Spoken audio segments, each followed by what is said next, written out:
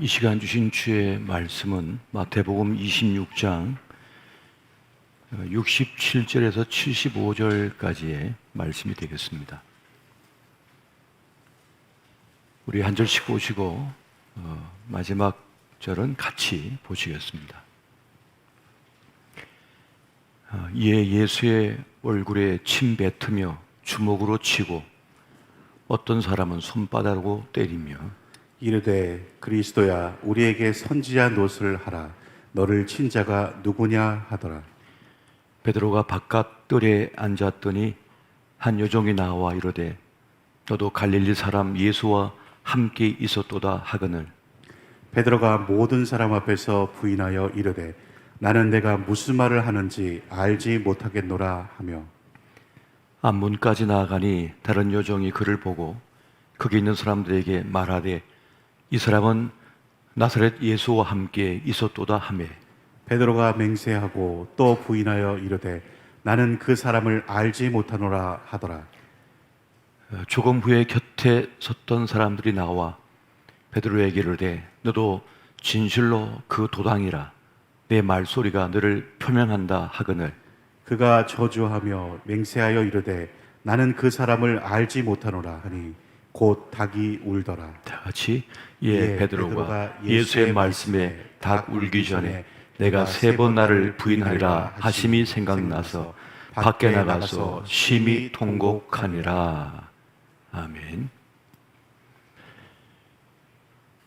고난 주간 특별 새벽 기도회 5번째 날 새벽 주신 말씀의 제목은 예수를 인정하라 입니다. 사람들은 누구나 홀로됨, 버려짐을 매우 두려워합니다. 어쩌면 그것이 인간의 가장 큰 고통 가운데 하나가 아닌가 싶습니다. 홀로 버려지고 잊혀지는 것을 공포스러워하기 때문에 사람은 어딘가에 소속되기를 원하고 함께 있기를 원하는 것입니다. 주류에 속하고 안전망 속에 있기를 원하는 것이죠. 그저 자신을 지키고자 하는 생존 본능이 되고 있습니다.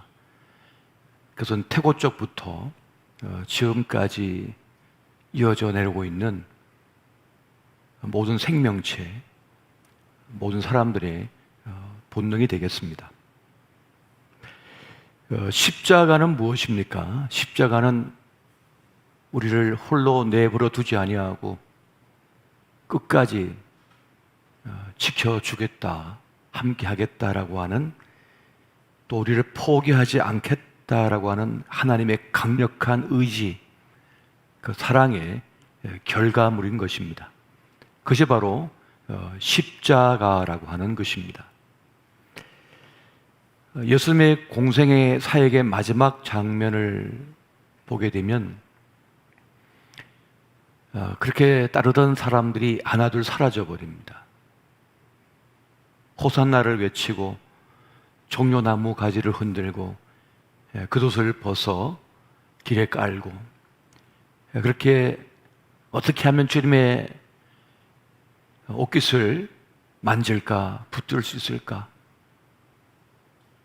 함께 할 수 있을까, 그렇게 쫓아오던 사람들이 이제는 싸늘하게 돌변해서 주님 곁에는 아무도 남지 않습니다. 다 숨어버리고 떠나가 버립니다. 전에는 주님과 함께 있으면 이익이 될 것 같았고 뭔가 얻어지는 게 있을 것 같았습니다. 그리고 그때는 사람들이 부러워했습니다. 주님 곁에 가까이 서 있는 것이요. 그러나 공생의 마지막 자리, 십자가의 자리에 가까워질수록 그 많던 사람들은 종족을 감춰버렸습니다. 그렇게 주님은 쓸쓸히 혼자가 되고 말았습니다. 그들이 주님을 버림은 살기 위해서입니다. 더 잘 살기 위해서, 이 세상에서 더 잘 살기 위하여 주님을 버렸던 것입니다. 그럼에도 불구하고 주님은 그들을 부인하지 않고 끝까지 포기하지 않았습니다.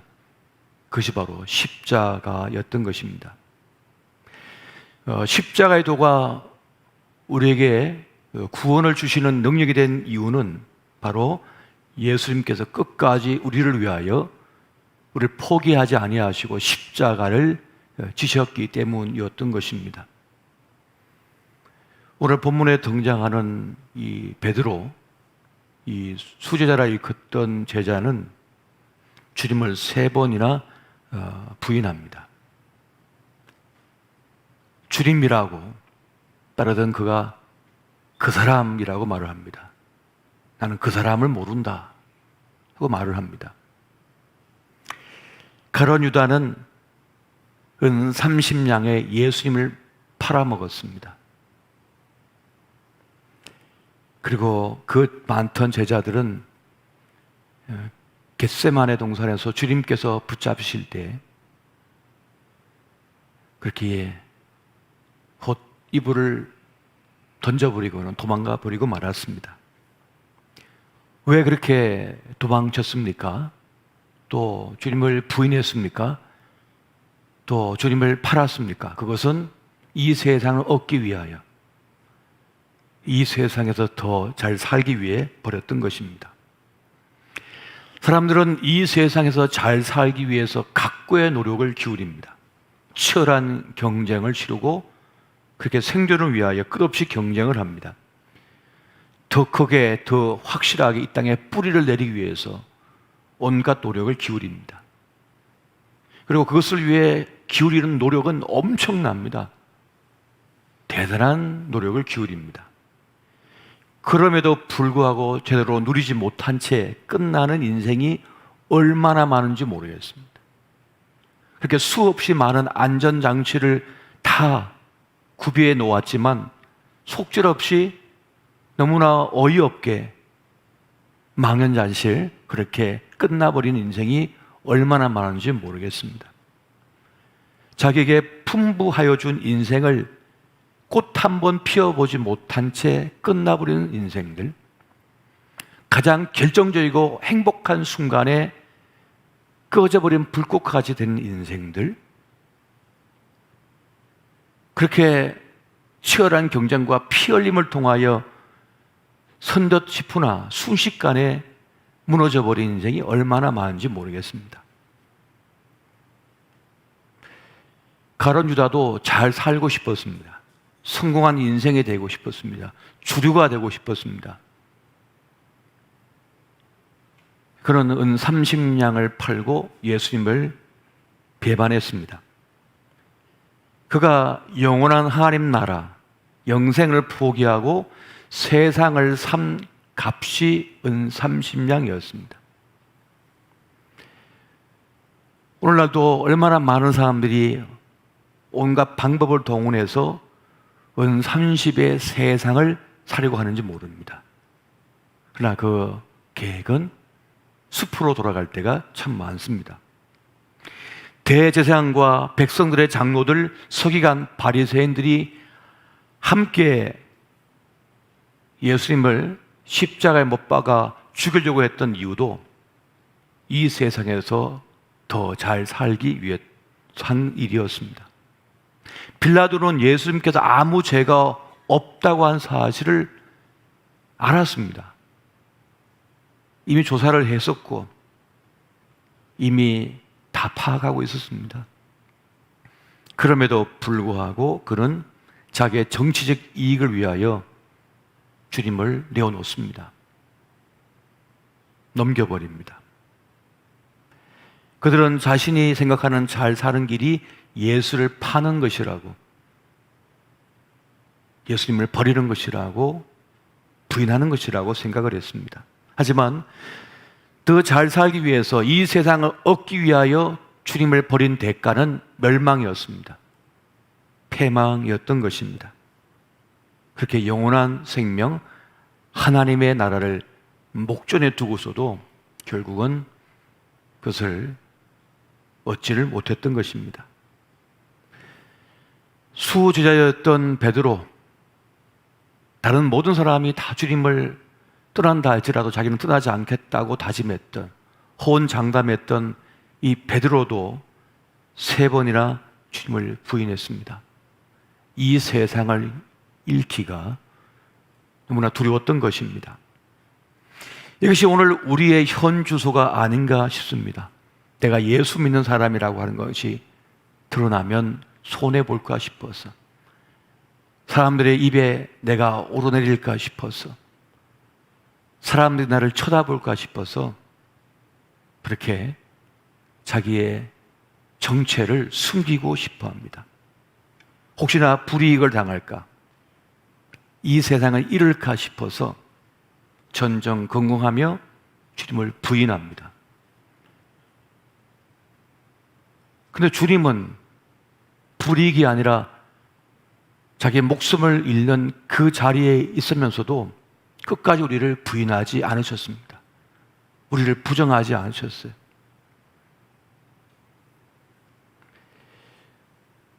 오늘 베드로의 모습을 통해서 우리가 어떻게 주님을 부인하고 있을까요? 멀찍이 거리를 둡니다. 오늘 본문의 말씀 보면 멀찍이 떨어져서 바깥돌에 앉아서 저주하며 맹세하며 그 사람을 모른다, 주님을 모른다, 그렇게 부정을 합니다. 안전 거리를 두려고 합니다. 손해보지 않을 거리, 일부러 가까이 오지를 않습니다.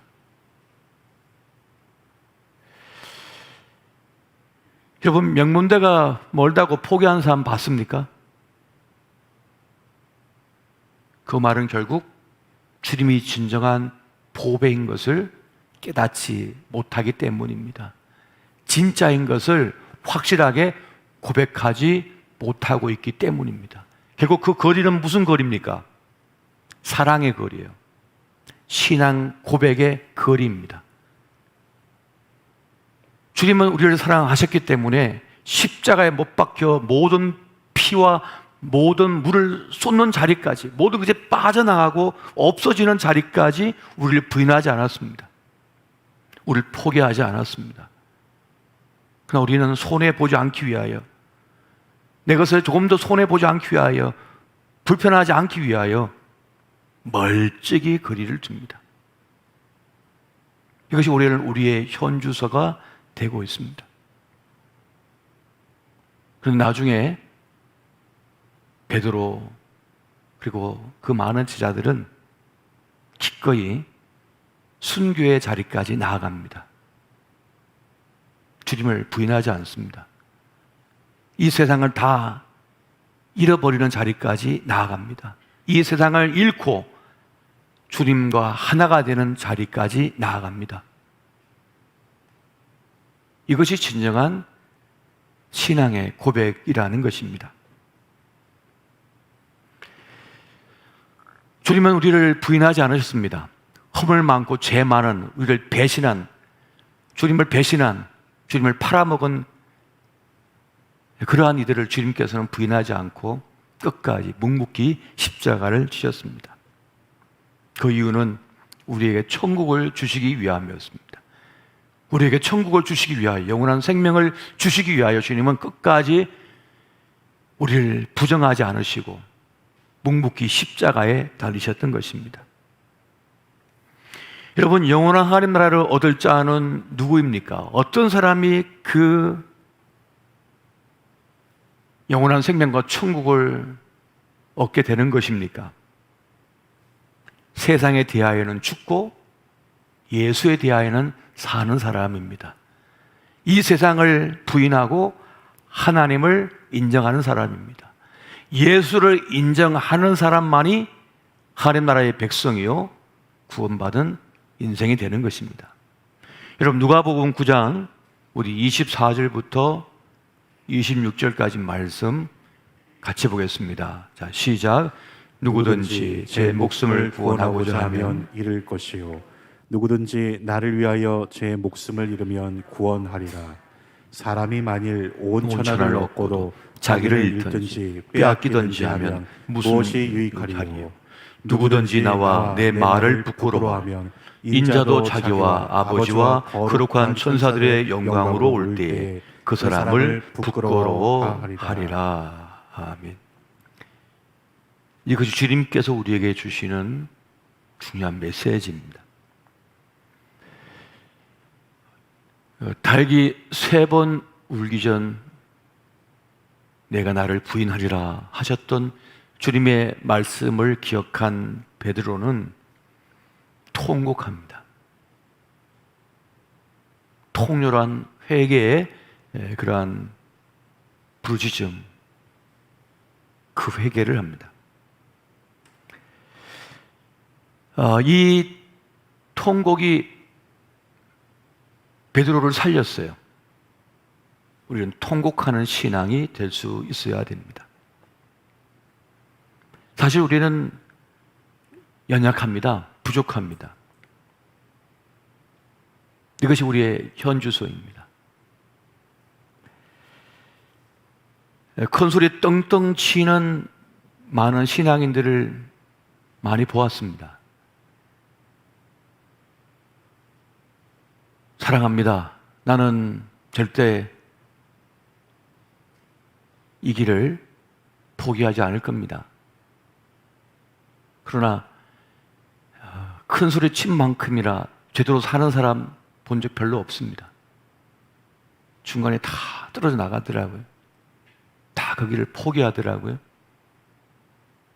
더 쉬운 길, 나 인정해 주는 길, 나 알아주는 길, 날 높여주는 길만 찾아다녀요. 근데 여러분, 십자가의 길은 그런 것이 아닙니다. 십자가의 길은 진짜를 위하여 나를 희생하는 것입니다. 나를 잊어먹는 것입니다. 때로 그렇게 가다 보면 상처를 입어요. 가슴에 멍이 들고 그걸 끌어안으려고 그러면 말이죠. 고슴도치를 끌어안으려고 그러면 아니죠. 내가 찔려요, 가시에. 피멍이 들고 살까지 찢어지고요. 피까지 흘립니다. 그게 십자가의 도, 십자가의 길입니다. 그렇게 깨트려질 때라야 그때 그 자리에서 주님을 만나는 것입니다. 늘 편안하고 늘 좋고 늘 인정받고 칭찬받고 그렇게 숭상받는 길은 없습니다. 그 사랑한 자식을 낳고 키울 때에도 여러분 그렇지 않습니까? 부부간에도 갈등도 생기고 말이죠. 아이 때문에 얼마나 많은 내 인생을 희생해야 되는지 몰라요. 그게 진짜 길이라니까요. 그게 십자가의 도 진짜 길이란 말이에요. 근데 아이 키우면서 한 번도 기저귀도 안 갈고 한 번도 그 아이 때문에 눈물 흘리지 않고 늘 기쁜 일만 있고 좋은 일만 있고 그렇습니까? 그 보물을 키워가다 보면 때로는 억울한 일도 당하고 손해도 있고 상처도 있고 남의 오를 눈물까지 흘려야 되고 참아야 되고요.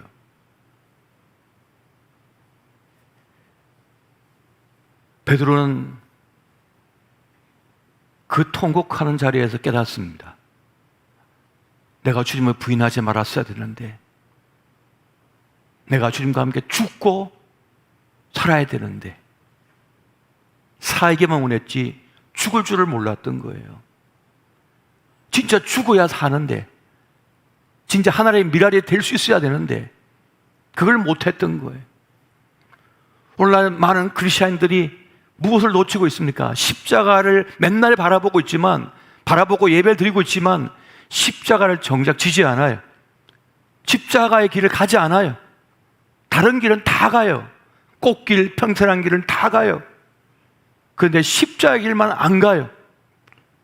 그래서 그 구원의 감격과 진짜 주님의 사랑을 깨닫지 못하는 거예요. 멀찍이 떨어져 가지고 한 번도 손해 입지 않고 한 번도 욕먹지 않고 한 번도 버림당하지 않고, 그것은 진짜 길이 아닙니다. 그래서 베드로는 통곡을 했어요. 통곡을 했던 것이, 저도 많은 크리스천들을 목회하면서 바라볼 때 많은 연단과 모든 과정을 겪고 끝끝내 교회를 지키고 끝끝내 교회와 함께 운명을 같이 하는 분들을 볼 때가 있습니다. 오해를 받고 욕을 먹고 버려짐을 당하고 손가락질을 당해도 꿋꿋이 교회를 끌어안고 나아갑니다.